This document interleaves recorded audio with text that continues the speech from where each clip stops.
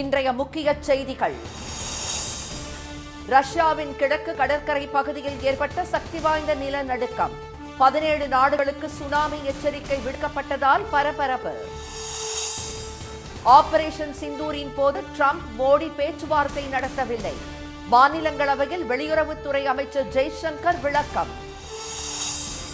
உள் விசாரணை அறிக்கைக்கு எதிரான நீதிபதி யஷ்வந்த் வர்மா வழக்கு. தேதி குறிப்பிடாமல் தீர்ப்பை ஒத்திவைத்தது உச்சநீதிமன்றம். கீழடி விவகாரத்தில் தமிழ்நாடு அரசுக்கு துணை நிற்போம் என எடப்பாடி அறிவிப்பு. அகழாய்வு அறிக்கைக்கு மத்திய அரசு ஒப்புதல் அளிக்கவும் வலியுறுத்தல்.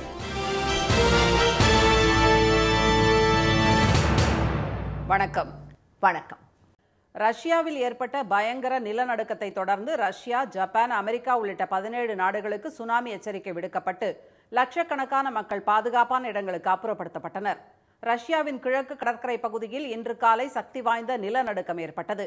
அந்நாட்டின் கிழக்கு பகுதியில் பெட்ரோபாவ்லாவ்ஸ்க் காம்சாட்ஸ்கி தீபகற்பத்தில் இருந்து 126 கிலோமீட்டர் தொலைவில் 18 கிலோமீட்டர் ஆழத்தில் நிலநடுக்க மையம் கொண்டிருந்ததாக அமெரிக்க புவியியல் ஆய்வு மையம் தெரிவித்துள்ளது. ரிக்டர் அளவுகோலில் 8.8 பதிவான பயங்கர நிலநடுக்கத்தால் கட்டடங்கள் குலுங்கியதால் அச்சமடைந்த மக்கள் சாலைகளில் தஞ்சமடைந்தனர்.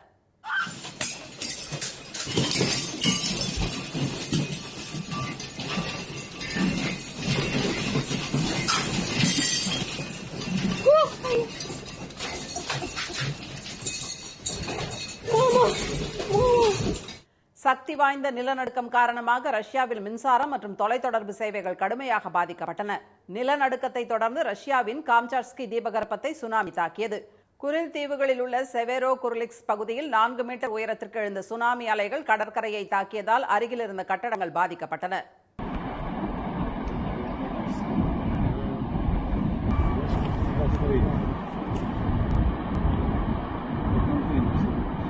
ரஷ்யாவை தொடர்ந்து ஜப்பானின் குஜி துறைமுகம் மற்றும் ஹொக்காய்டோ பகுதியில் 3 மீட்டர் உயரத்திற்கு சுனாமி அலைகள் எழுந்தன. இதனால் பாதுகாப்பான இடங்களுக்கு செல்ல மக்களுக்கு எச்சரிக்கை விடுக்கப்பட்டதை அடுத்து அவர்கள் உயரமான கட்டடங்களில் தஞ்சமடைந்தனர். பாதுகாப்பு கருதி 20 லட்சம் மக்கள் பாதுகாப்பான இடங்களுக்கு அப்புறப்படுத்தப்பட்டனர்.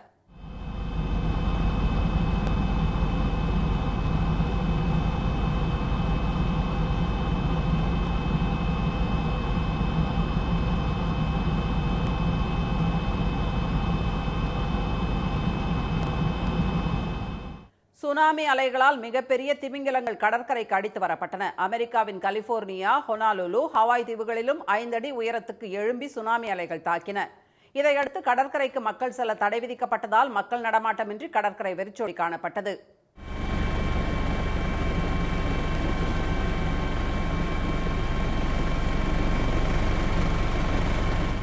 வாஷிங்டன், ஒரேகான், அலாஸ்கா, கனடாவின் பிரிட்டிஷ் கொலம்பியா ஆகிய பகுதிகளையும் சுனாமி அலைகள் தாக்கக்கூடும் என எச்சரிக்கை விடுக்கப்பட்டுள்ளது. பசிபிக் பெருங்கடல் பகுதியில் உள்ள ஈக்வடார், பெரு, இந்தோனேசியா, கொலம்பியா நாடுகளையும் ஆர்ச்சிப்ளங்கோ தீவுகள், பப்புவா நியூ கினியா, சாலமோன் தீவுகள், வனாத்து, உவாஹுகா, நுகுஹிவா, ஹிவாஓவா ஆகிய தீவுகளையும் சுனாமி அலைகள் இன்றிரவு அல்லது நாளை தாக்கக்கூடும் என எச்சரிக்கப்பட்டுள்ளது. ஆபரேஷன் சிந்தூர் நடவடிக்கையின் போது பிரதமர் திரு மோடி, அமெரிக்க அதிபர் டிரம்ப் இடையே எந்த பேச்சுவார்த்தையும் நடைபெறவில்லை என வெளியுறவுத்துறை அமைச்சர் திரு ஜெய்சங்கர் தெரிவித்துள்ளார். பெஹல்காம் தீவிரவாத தாக்குதலை தொடர்ந்து பாகிஸ்தானுக்கு எதிராக இந்தியா மேற்கொண்ட ராணுவ தாக்குதல் டிரம்பின் தலையீட்டின் பேரில் நிறுத்தப்பட்டதாக தகவல் வெளியானது. போரை தானே தலையிட்டு நிறுத்தியதாக டிரம்ப் கூறி வந்தார்.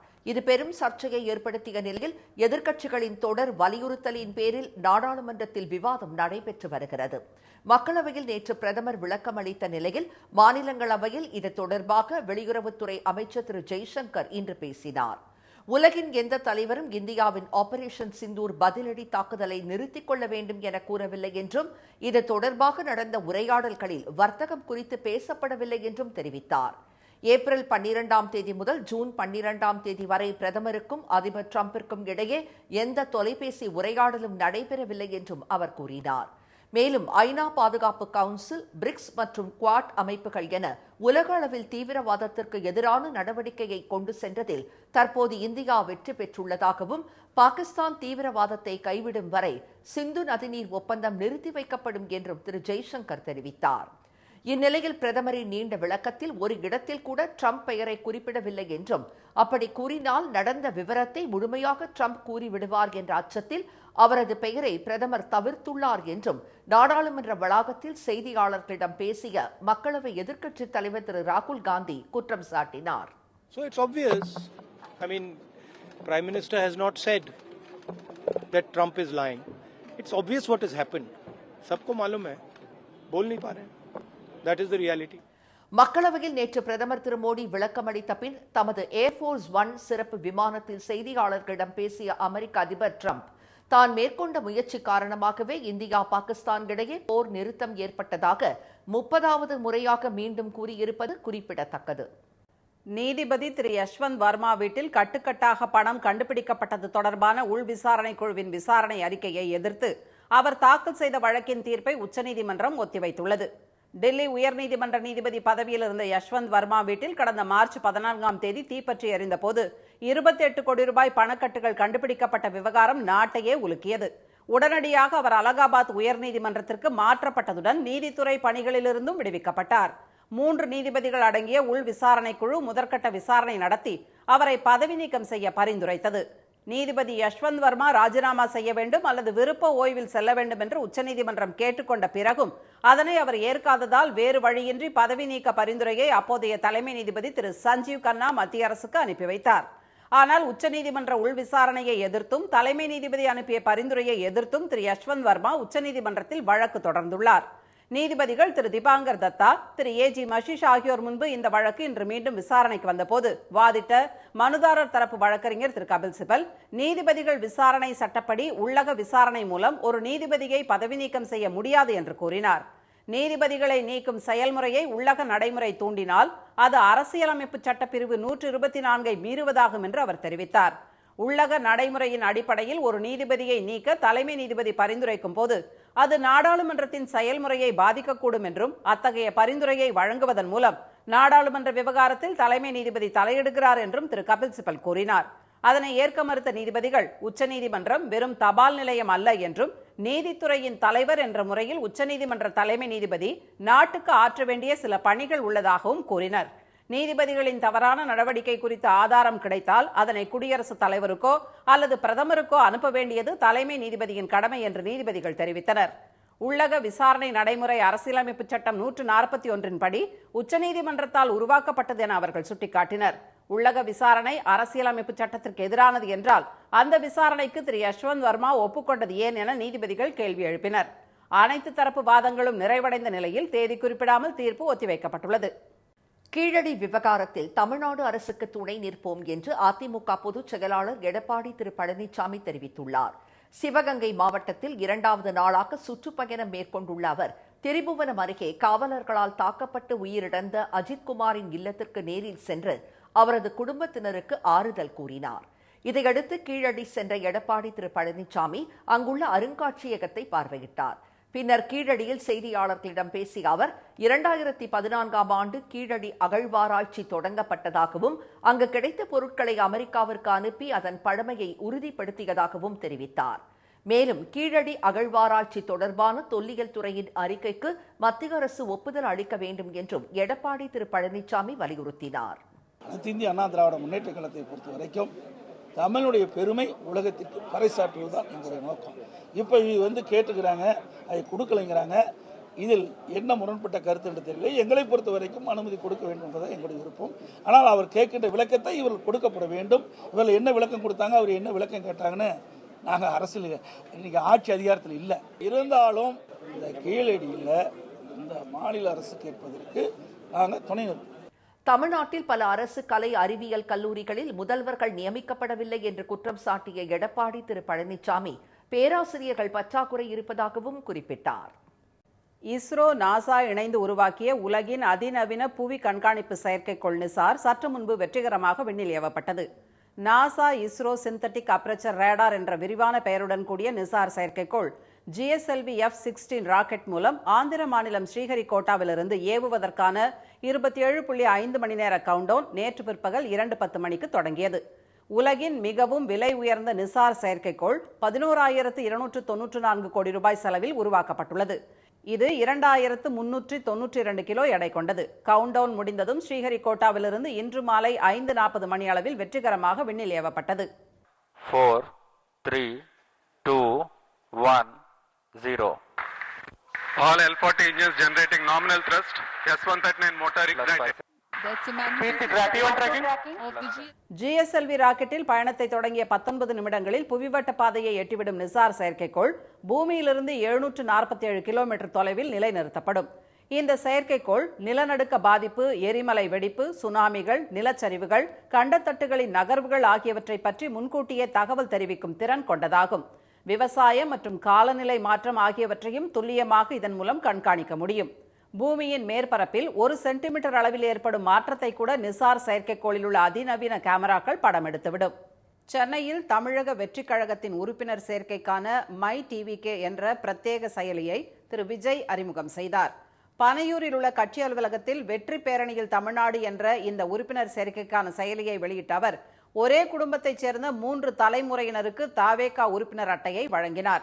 பின்னர் உரையாற்றிய தாவேகா தலைவர் திரு விஜய் தொடர்ந்து வெற்றி பெற்றவர்களின் அதிகார பலத்தை உடைத்து 1967 மற்றும் 1977 புதியவர்கள் ஆட்சிக்கு வந்தது போல் வரும் 2026 தேர்தலிலும் மாற்றம் வரும் என்று தெரிவித்துள்ளார்.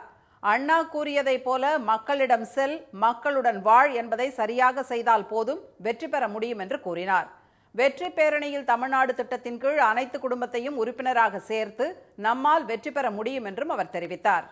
ஆல்ரெடி தொடர்ந்து வின் பண்ணிட்டு இருந்தவங்களோட அதிகார பலம், அசுர பலம் எல்லாத்தையும் எதிர்த்து நின்று தான் புதுசாக வந்தவங்க ஜெயிச்சிருக்கிறாங்க.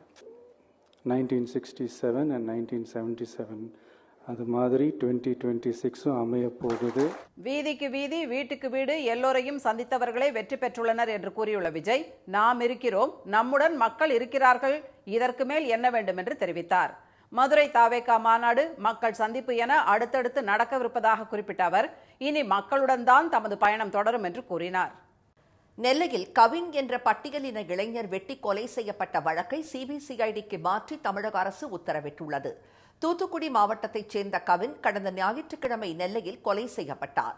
மாற்று சமூகத்தைச் சேர்ந்த கவின் தனது சகோதரியை காதலித்து வந்ததால் கொலை செய்ததாக சுர்ஜித் என்ற இளைஞர் பாளையங்கோட்டை காவல் நிலையத்தில் சரணடைந்தார். இதையடுத்து அவர் கைது செய்யப்பட்டு சிறையில் அடைக்கப்பட்டார்.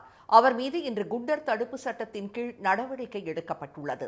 தமிழ்நாடு சிறப்பு காவல் படையில் சார்பு ஆய்வாளர்களாக பணியாற்றி வரும் சுர்ஜித்தின் பெற்றோர் சரவணன் மற்றும் கிருஷ்ணகுமாரி ஆகியோர் மீது முதல் தகவல் அறிக்கை பதிவு செய்யப்பட்டு பணியிடை நீக்கம் செய்யப்பட்டனர். இந்நிலையில் கொலை செய்யப்பட்ட கவின் உடலை வாங்க மறுத்த அவர்களது உறவினர்கள் சுர்ஜித்தின் பெற்றோரையும் கைது செய்ய வலியுறுத்தி 3வது நாளாக போராட்டத்தில் ஈடுபட்டனர். இந்நிலையில் இளைஞர் கவின் வெட்டி கொலை செய்யப்பட்ட வழக்கு விசாரணையை சிபிசிஐடிக்கு மாற்றி டிஜிபி திரு சங்கர் ஜிவால் உத்தரவிட்டுள்ளார். இனி வருவது செய்தி துளிகள். கல்வி நிதியை விடுவிக்க மத்திய அரசுக்கு உத்தரவிடக் கோரி தமிழக அரசு தொடர்ந்த வழக்கு உச்சநீதிமன்றத்தில் நாளை விசாரணைக்கு வருகிறது. மத்திய அரசு வழங்க வேண்டிய 2151.59 கோடி ரூபாய் கல்வி நிதியும் அதற்கான 6% வட்டியாக 139.70 கோடி ரூபாயும் சேர்த்து மொத்தம் 2291 கோடி ரூபாய் வழங்க உத்தரவிட வேண்டும் என்று தமிழ்நாடு அரசு உச்சநீதிமன்றத்தில் கடந்த மாதம் மனு தாக்கல் செய்துள்ளது. பள்ளிகள் கடந்த மாதமே திறக்கப்பட்டதால் இந்த மனுவை அவசர வழக்காக விசாரிக்க தமிழக அரசு முறையீடு செய்ததை அடுத்து தலைமை நீதிபதி திரு B.R. கவாய் அமர்வில் விசாரணைக்கு பட்டியலிடப்பட்டுள்ளது. பிரதமர் திரு மோடி அடுத்த மாதம் 26ஆம் தேதி தமிழ்நாட்டிற்கு மீண்டும் வருகிறார். சிதம்பரம், திருவண்ணாமலை மாவட்டங்களுக்கு செல்லும் அவர் சிதம்பரம் நடராஜர் கோயிலிலிருந்து நேரலையாக மனதின் குரல் நிகழ்ச்சியின் மூலம் நாட்டு மக்களிடையே உரையாற்றுகிறார். ராமநாதபுரம் மாவட்டத்திற்கு செல்ல உள்ள அதிமுக பொதுச் செயலாளர் எடப்பாடி திரு பழனிசாமிக்கு எதிர்ப்பு தெரிவித்து ஒட்டப்பட்டுள்ள போஸ்டர்களால் பரபரப்பு ஏற்பட்டுள்ளது. மக்களை காப்போம், தமிழகத்தை மீட்போம் என்ற பெயரில் மாநிலம் முழுவதும் சுற்றுப்பயணம் மேற்கொண்டுள்ள அவர் விழுப்புரத்தில் நடைபெற்ற பொதுக்கூட்டத்தில் வன்னியர்களுக்கு 10.5% உள்ஒதுக்கீடு பெற்றுத்தரப்படும் என்று கூறியதற்கு முக்குலத்தோர், சீர்மரபினர், பழங்குடியினர் பட்டியலில் உள்ள 67 சமூகத்தினர் எதிர்ப்பு தெரிவித்து வருகின்றனர். கர்நாடக அணைகளிலிருந்து வெளியேற்றப்படும் நீரின் அளவு குறைந்ததை அடுத்து மேட்டூர் அணைக்கு வரும் நீரின் அளவு இன்று மதிய நிலவரப்படி 1,10,500 கன அடியிலிருந்து 70,000 கன அடியாக குறைந்துள்ளது. இதையடுத்து அணையிலிருந்து பாசனத்திற்காக வெளியேற்றப்படும் நீரின் அளவு வினாடிக்கு 70,000 கன அடியாக குறைக்கப்பட்டுள்ளது. 49 வயதான பெண்மணிக்கு இடஒதுக்கீட்டின் கீழ் எம்பிபிஎஸ் சீட் கிடைத்துள்ள நிலையில் படிப்பை அவர் முடிக்கும் போது 55 வயதாகிவிடும் என்பதால் நீட் தேர்வு எழுத வயது வரம்பு நிர்ணயிக்க வேண்டும் என்ற கோரிக்கை வலுத்துள்ளது. தென்காசி மாவட்டத்தைச் சேர்ந்த 49 வயது மாற்றுத்திறனாளியான திருமதி அமுதவள்ளியின் மகள் சம்யுக்தா கிருபாயினி நீட் தேர்வுக்கு படித்த போது தான் படித்ததை தாயிடம் பகிர்ந்து கொண்டுள்ளார். இதனால் ஏற்பட்ட ஆர்வத்தில் நீட் தேர்வு எழுதிய தாய் அமுதவள்ளி 147 மதிப்பெண்களும் மகள் 450 மதிப்பெண்களும் பெற்று கலந்தாய்வுக்கு விண்ணப்பித்துள்ளனர். மாற்றுத்திறனாளியான அமுதவள்ளிக்கு தாழ்த்தப்பட்டவருக்கான இடஒதுக்கீட்டில் மருத்துவ படிப்பு கலந்தாய்வில் விருதுநகர் அரசு மருத்துவக் கல்லூரியில் இன்று இடம் கிடைத்துள்ள நிலையில் மகளுக்கும் எம்பிபிஎஸ் கிடைக்கும் வாய்ப்பு பிரகாசமாக உள்ளது. ஆனால் தாய் எம்பிபிஎஸ் முடிக்கும் போது 55 வயதாகிவிடும் என்பதால் பட்டியலினத்தைச் சேர்ந்த இளம் மாற்றுத்திறனாளி ஒருவருக்கான வாய்ப்பு பறிபோகிறது. தங்கள் கோரிக்கையை ஏற்று பவானிசாகர் அணையிலிருந்து கீழ்பவானி கால்வாயில் நாளை முதல் பாசனத்திற்கு தண்ணீர் திறக்கப்பட உள்ளதற்கு ஈரோடு, திருப்பூர், கரூர் மாவட்ட விவசாயிகள் வரவேற்பு தெரிவித்துள்ளனர். வழக்கமாக ஒவ்வொரு ஆண்டும் ஆகஸ்ட் 15ஆம் தேதி பாசனத்திற்காக தண்ணீர் திறக்கப்படும் நிலையில் கீழ்பவானி பாசன பகுதிகளில் நிலவும் வறட்சி காரணமாக நாளை மாலை தண்ணீர் திறக்கப்படும் என அதிகாரிகள் தெரிவித்துள்ளனர். இதன் மூலம் 1,03,500 ஏக்கர் விளைநிலங்கள் பாசன வசதி பெற உள்ளன. 105 அடி உயர பவானிசாகர் அணையில் நீர்மட்டம் 100 அடியாகவும் நீர்வரத்து வினாடிக்கு 4,500 கனஅடியாகவும் உள்ளது. கொடைக்கானல் அருகே உள்ள கேசிப்பட்டி கிராமத்தில் ஊருக்குள் திடீரென்று உலா வந்த ஒற்றைக்காட்டு யானையால் பரபரப்பு நிலவியது. திண்டுக்கல் மாவட்டம் கொடைக்கானல் மலைப்பகுதியில் பண்ணைக்காடு, தாண்டிக்குடி, மங்கலம் கொம்பு, பட்டியக்காடு, கேசிப்பட்டி போன்ற 20க்கும் மேற்பட்ட கீழ்மலை கிராமங்கள் அமைந்துள்ளன. இந்த கிராமங்களில் கடந்த ஒரு வாரமாக உலா வரும் ஒற்றைக்காட்டு யானை நேற்று கேசிப்பட்டி கிராமத்திற்குள் திடீரென்று உலா வந்ததால் பொதுமக்கள் அச்சத்துடன் ஓடினர். இன்றைய வர்த்தக முடிவில் மும்பை பங்குச்சந்தை குறியீட்டு எண் சென்செக்ஸ் 144 புள்ளிகள் அதிகரித்து 81,482 புள்ளிகளாக இருந்தது. தேசிய பங்குச்சந்தை குறியீட்டு எண் நிப்டி 34 புள்ளிகள் உயர்ந்து 24,855 புள்ளிகளாக நிறைவடைந்தது. சென்னையில் இன்று ஆபரண தங்கம் விலை சவரனுக்கு 480 ரூபாய் அதிகரித்து ஒரு சவரன் 73,680 ரூபாயாகவும் ஒரு கிராம் 9,210 ரூபாயாகவும் உள்ளது. வெள்ளி விலை கிராமுக்கு 1 ரூபாய் உயர்ந்து ஒரு கிராம் 127 ரூபாயாக உள்ளது. மீண்டும் இன்றைய முக்கிய செய்திகள். ரஷ்யாவில் ஏற்பட்ட சக்தி வாய்ந்த நிலநடுக்கம் காரணமாக 17 நாடுகளுக்கு சுனாமி எச்சரிக்கை விடுக்கப்பட்டுள்ளது. ஆபரேஷன் சிந்தூர் நடவடிக்கையின் போது போர் நிறுத்தம் குறித்து ட்ரம்புடன் மோடி ஆலோசனை நடத்தவில்லை என்று வெளியுறவுத்துறை அமைச்சர் ஜெய்சங்கர் மீண்டும் தெரிவித்துள்ளார். கீழடி விவகாரத்தில் தமிழக அரசுக்கு துணை நிற்பதாக தெரிவித்துள்ள எடப்பாடி பழனிசாமி அகழாய்வு முடிவுக்கு மத்திய அரசு ஒப்புதல் அளிக்க வலியுறுத்தியுள்ளார். இத்துடன் இந்த செய்திகள் நிறைவடைகின்றன. மீண்டும் சன் டிவியில் செய்திகள் நாளை காலை 7:30 மணிக்கு. செய்திகளை உடனுக்குடன் தெரிந்து கொள்ள QR கோடை ஸ்கேன் செய்து சன் நியூஸ் வாட்ஸ்அப் சேனலுடன் இணைந்திருங்கள். வணக்கம். வணக்கம்.